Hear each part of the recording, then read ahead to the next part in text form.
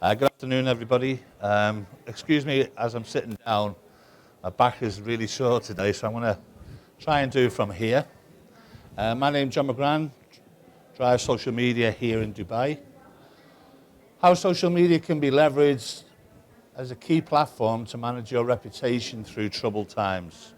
I guess troubled times is just like we are now in a recession, but I think it's particularly important any time, really. We all like to do business with those we know, we like, and we trust. Would you agree with that mantra? Yeah? We've all been stung in the past. We've all bought things really that we shouldn't have done. Okay? And nowadays we're a little bit more discerning. We do a bit more research. We ask around. We get recommendations. I think as a reputation, what we're looking for is for clients and prospects to know us, to like us, and ultimately to trust us as well. Would you agree? Yeah? Okay.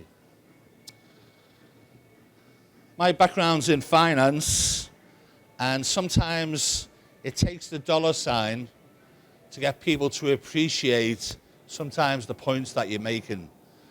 Where possible, I would always suggest that you put a dollar sign against some important metrics. What is the price of ignoring your reputation? How much is the average consumer worth to your business? Do you all know the answer to that question right now? Anybody know the answer to that question?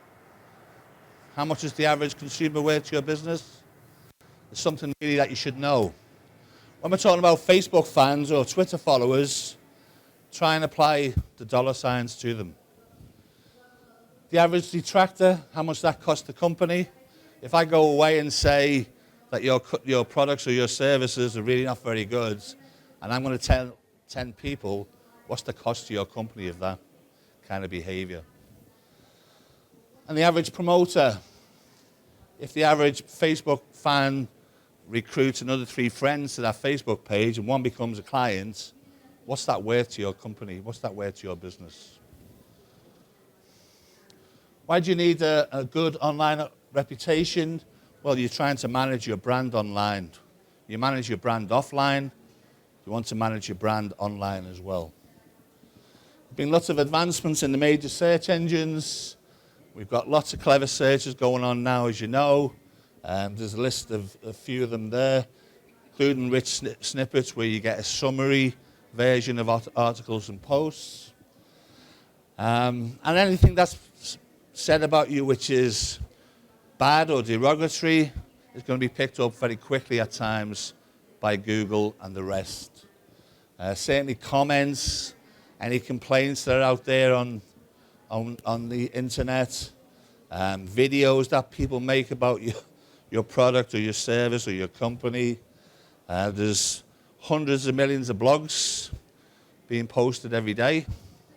And if you're very, very unfortunate, there are some hate sites out there for companies who really have upset people or may have upset people. Who is interested in your online reputation? Well, of course, you are for a start. But all the major stakeholders that you would associate with your business. There's no surprises in that list there. Employees, obviously customers, suppliers, business partners, and the like. So everybody has a stake in your online reputation. What are the effects of a negative online reputation? Your competitors will take advantage. Okay, it's normal, yeah? If you have a bad time, they'll try and take advantage of that. Financial implications, especially in a recession as we are at the moment, we really can't afford to lose business. We lose customers, we lose revenues, makes life a lot difficult. If you're very unfortunate, there may be a boycott of your products or your services if the word gets around. And finally, there may be potential legal ramifications too. So you may get yourself into legal issues over what people are saying about you out there on the internet. We're looking at the downside, really. How can you manage your online reputation? Well, the first place is via your website. Obviously, that's where you have more or less total control.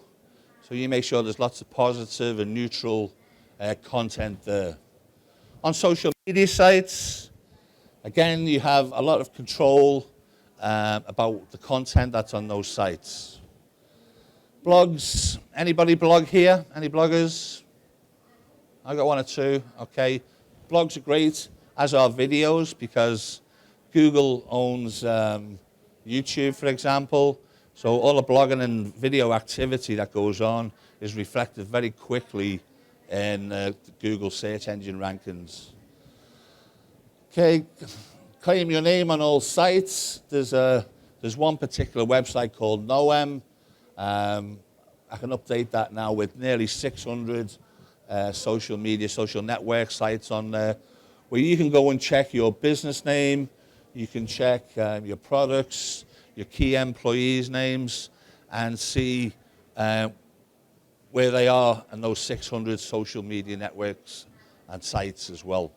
So go out there and claim all of those. So for example, Drive Social Media, I would need to go and do a check and then claim the name in all those sites as well. Set privacy settings, depending on which social media site you're on. Facebook has good privacy settings, especially around photographs. So you can actually choose who will see your photographs or not. On LinkedIn, there are fields which are indexed, which you can make public or not. And you can actually turn your public profile off. So sometimes you may not be able to find people on there who you know are actually on LinkedIn, or you may not be able to see their photographs or certain information.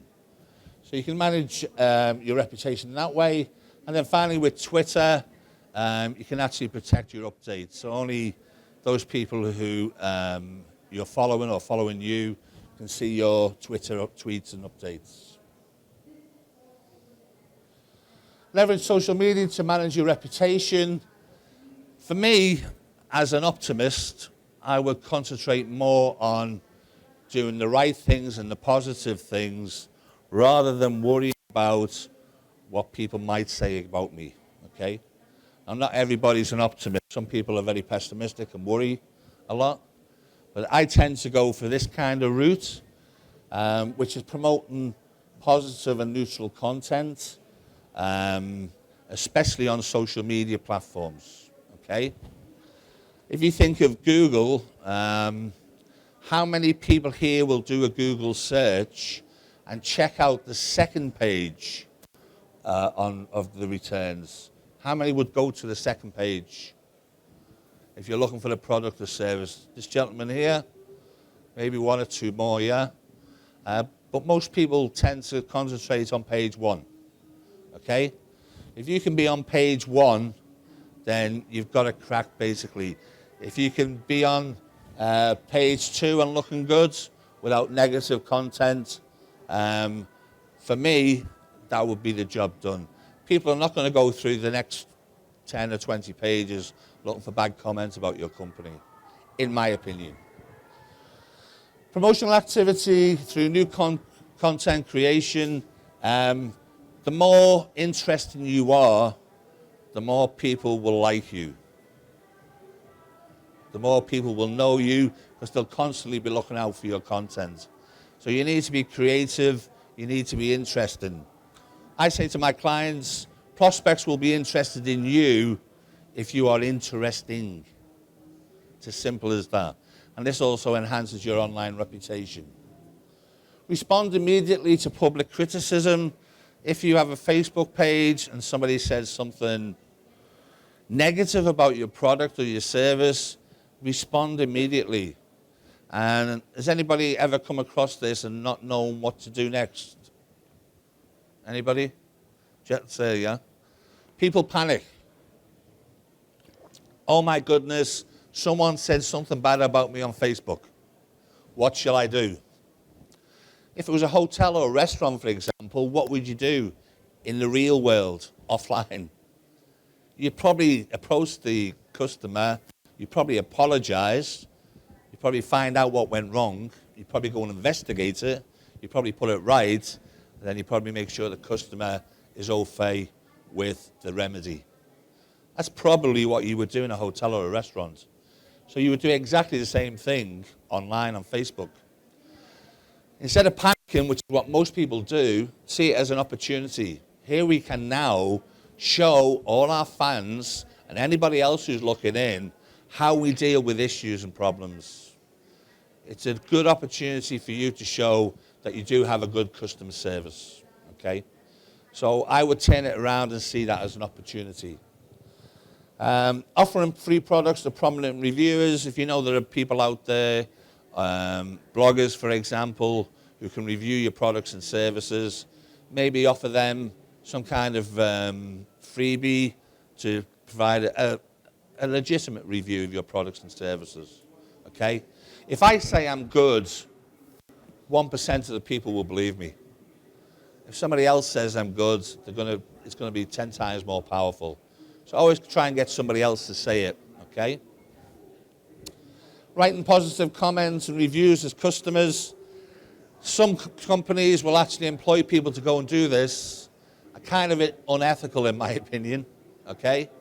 It's much better to have a Facebook presence or a Twitter presence whereby you've engaged with your clients or your fans that much, they'll be happy to provide good positive feedback, okay? Doesn't happen overnight. In fact, I would say even with a Facebook page, you'll be there 3 or 4 months maybe, generating the right kind of environment, and then all of a sudden lots of people kind of join in and help your cause along, even become brand advocates as well.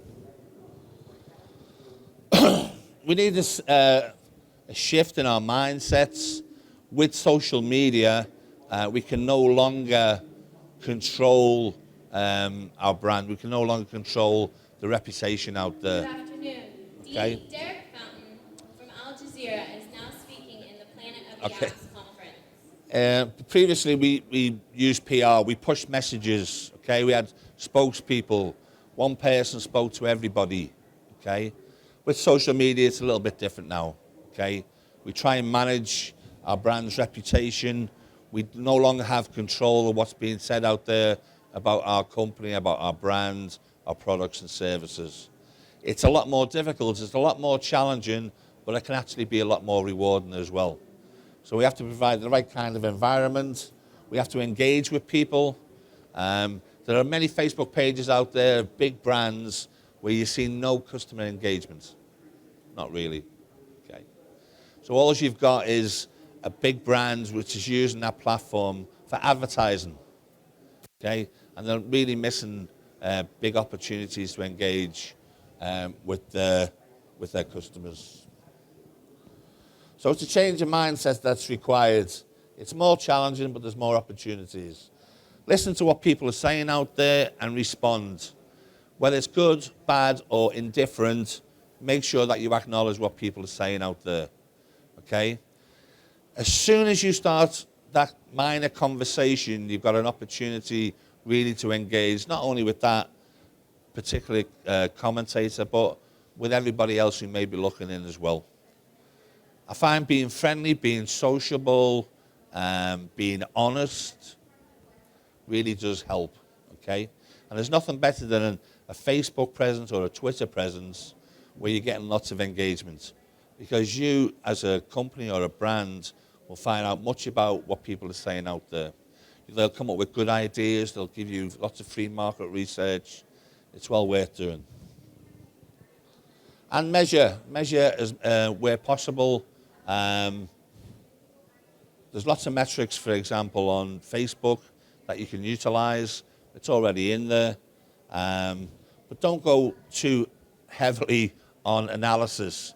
You know, I know there's people with 25 people on their Facebook page analysing everything that's ever been done.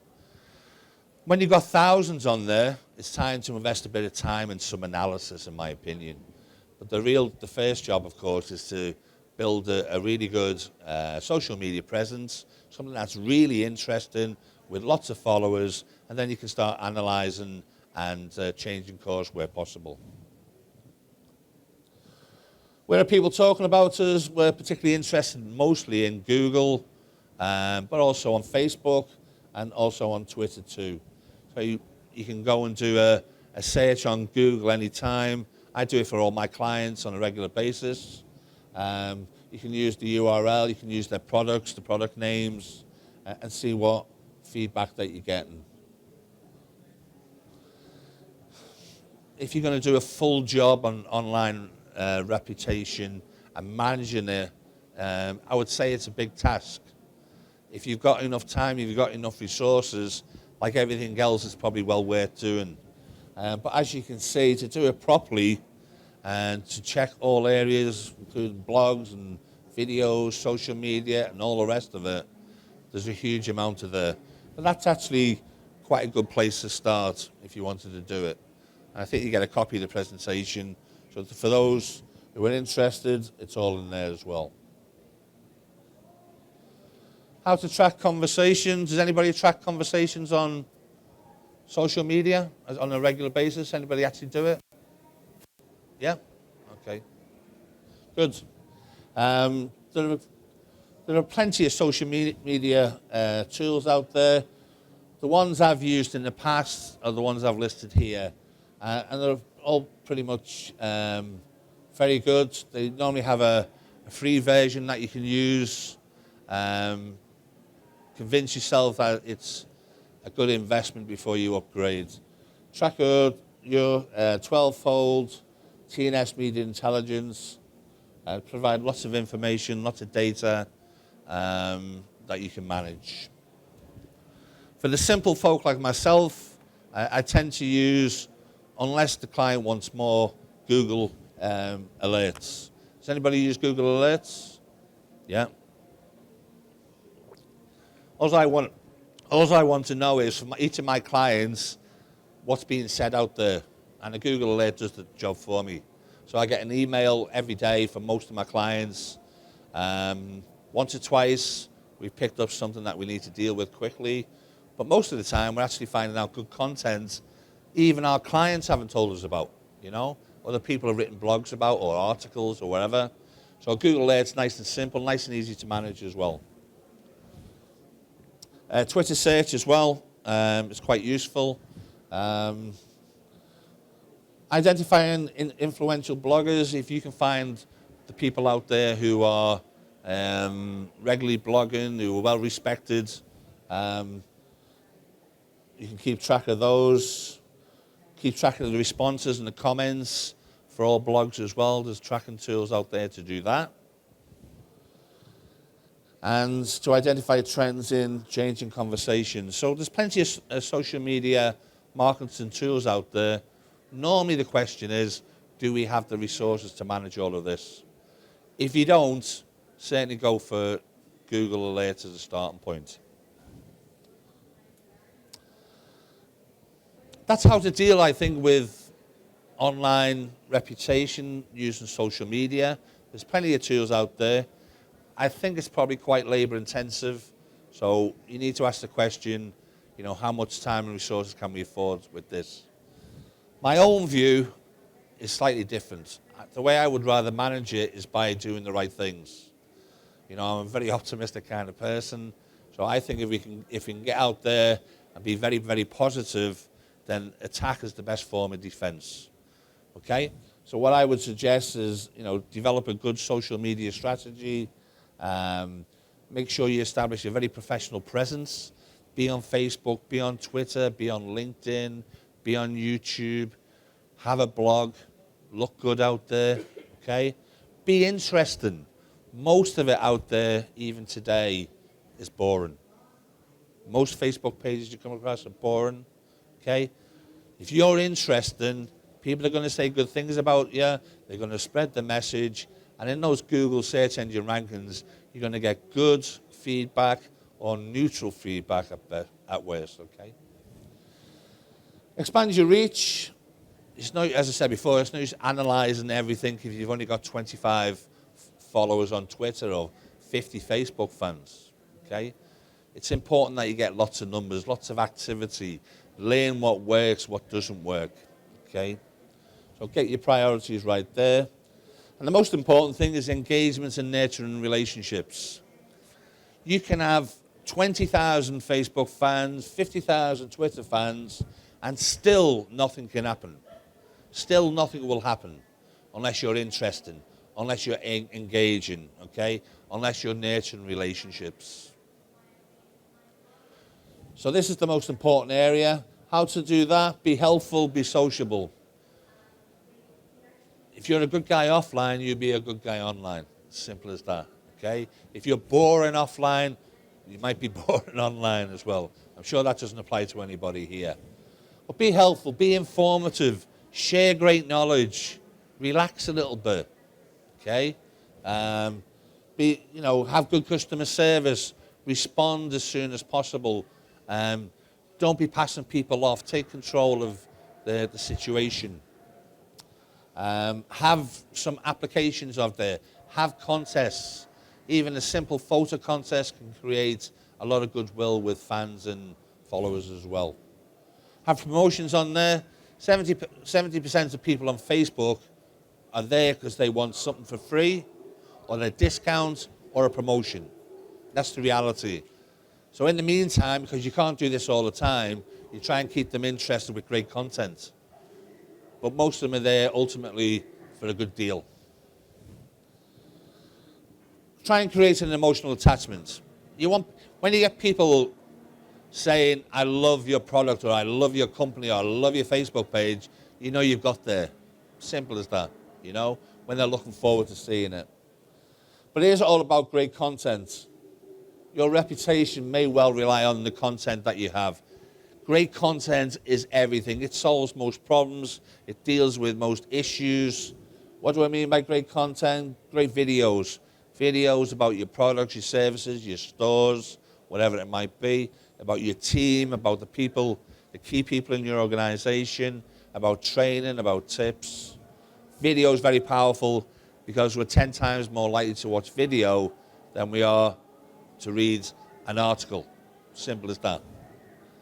Blogs, create a blog, be interesting, be out there, have guest posts on the blog, have video interviews. You don't need a big media production company, okay? Most of us are capable of taking a 1-minute video about some issue or something that's interesting, okay? People like it, they share it. Before you know it, it's gone viral, and lots, many thousands of people will be using it. Try and get interviewed, be on other people's blogs, speak at industry events, speak at conferences, get quoted, be in the newspaper, and put this all over your social media platform. Be it on Facebook, be it on Twitter, okay? Get your fans and your followers to share it as well. So be out there and be very, very active. And I would say for a successful social media campaign, successful online reputation, 70% is probably down to great content. Getting attention, yeah, and then engaging with people. All right, so listen to what people say out there. A lot of companies still don't. Listen to what people say, good, bad, or indifferent. Okay? Respond to those people, talk to them. People like to be acknowledged. Okay? It doesn't look good because you may well have thousands of others watching this lack of activity, this lack of engagement, and that's not good for your reputation. Build relationships. We create conversations because we ultimately want to build relationships.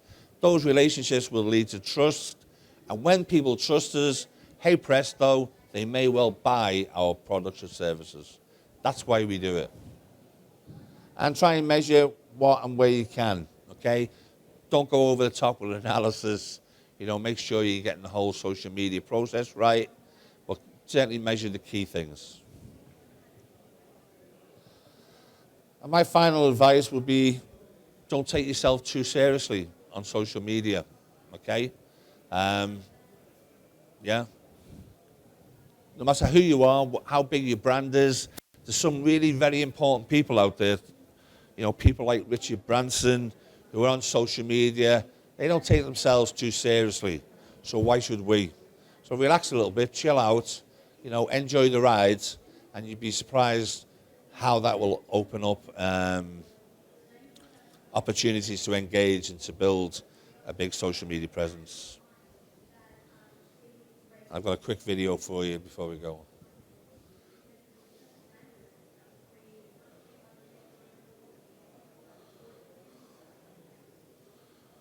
Okay.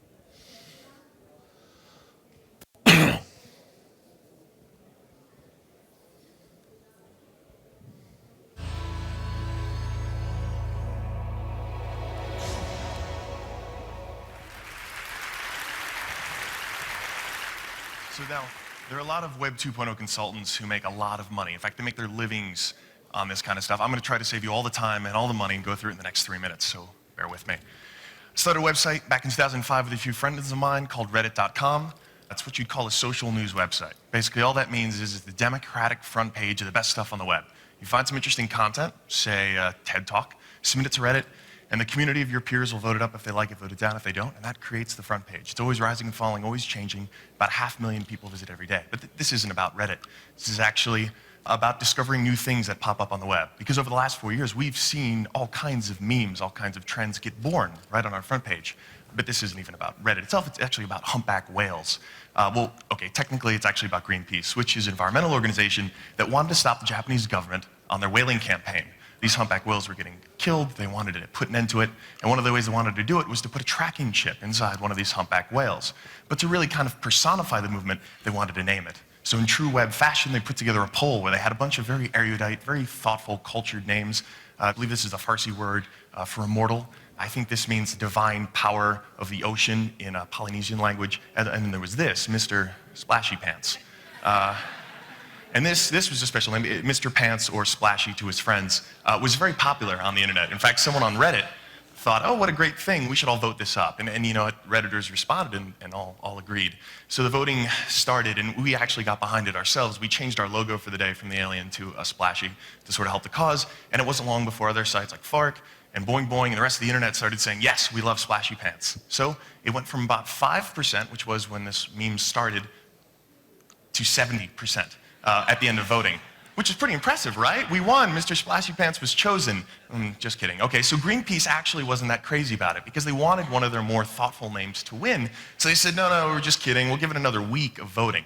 Well, that got us a little angry. So we changed it to Fightin' Splashy. And the Reddit community really, and the rest of the internet rather, really got behind this. Facebook groups were getting created. Facebook applications were getting created. The idea was vote your conscience, vote for Mr. Splashy Pants. And people were putting up signs in the real world about this whale. And this is the final vote. When it all was cleared, 78% of the votes, and to give you an idea of the landslide, the next highest name pulled in 3, okay? So there was a clear lesson here, and that was that the internet loves Mr. Splashy Pants, which is obvious. It's a great name. Everyone wants to hear their news anchor say Mr. Splashy Pants. And I think that's what helped drive this. But what was cool was the repercussions now for Greenpeace was they created an entire marketing campaign around it. They sell Mr. Splashy Pants shirts and pins. They even created an e-card so you could send your friend a dancing splashy. But what was even more important was the fact that they actually accomplished their mission. Japanese government called off their whaling expedition, mission accomplished. Greenpeace was thrilled, the whales were happy, that's a quote. And actually, the Redditors in the internet community were happy to participate, but they weren't whale lovers. A few of them certainly were. But we're talking about a lot of people who were just really interested and really caught up in this great meme. And in fact, someone from Greenpeace came back on the site and thanked Reddit for their participation. But this wasn't really out of altruism. This was just out of interest in doing something cool. And this is kind of how the internet works. And this is that great big secret. Because the internet provides this level playing field. Your link is just as good as your link, which is just as good as my link. As long as we have a browser, anyone can get to any website, no matter how big a budget you have. That is, as long as we can keep net neutrality in place. The other important thing is that it costs nothing to get that content online now. There are so many great publishing tools that are available. It only takes a few minutes of your time to actually produce something, and the cost of iteration is so cheap that you might as well give it a go. And if you do, be genuine about it. Be honest, be upfront. And one of the great lessons that Greenpeace actually learned was that it's okay to lose control. It's okay to take yourself a little less seriously, given that even though it's a very serious cause, you could ultimately achieve your final goal. And that's the final message that I want to share with all of you, is that you can do well online, but no longer is the message going to be coming from just the top down. If you want to succeed, you've got to be okay to just lose control. Thank you.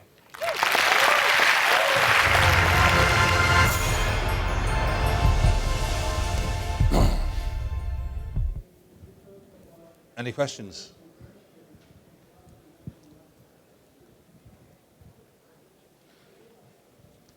Okay, well, I actually have a small question, but someone does. Excellent. Hello. I wanted to ask, please, about crisis management. Is it healthy sometimes to just ignore something that happened wrong by the company, and we're getting a lot of negative buzz about it?